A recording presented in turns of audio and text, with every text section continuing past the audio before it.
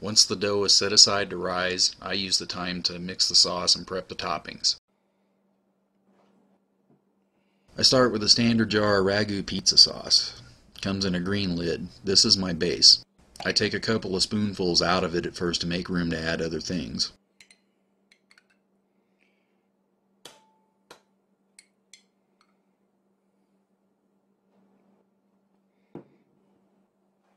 The first and most important thing is balsamic vinegar of Modena, named after the town in Italy. 2 capfuls works for a jar this size.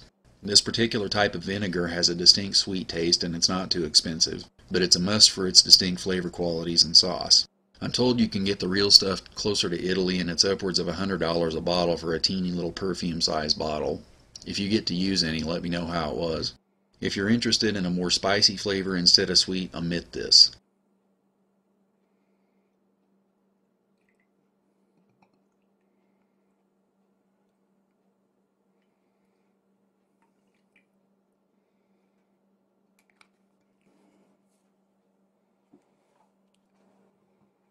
Another popular option is to add a couple of tablespoons of red or white wine.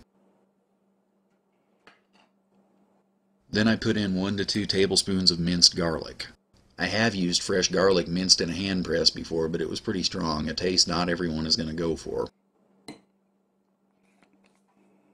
I use 1 tablespoon of oregano.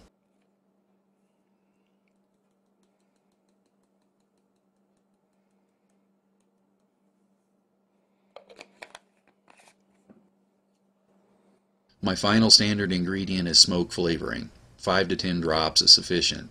It imparts a slight barbecue taste.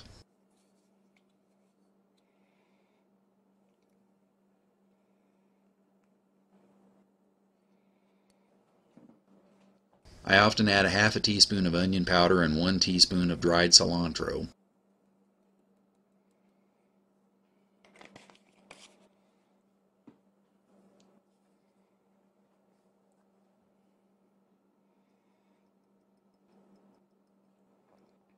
When I use cayenne pepper, I've learned to use very little of it. It doesn't take a lot to blow your brains out, and I usually don't use it when I use balsamic vinegar of Modena.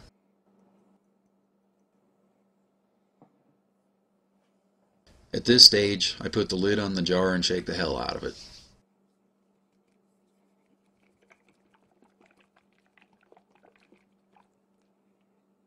If I open it up and it's still not thoroughly mixed, I use a fork.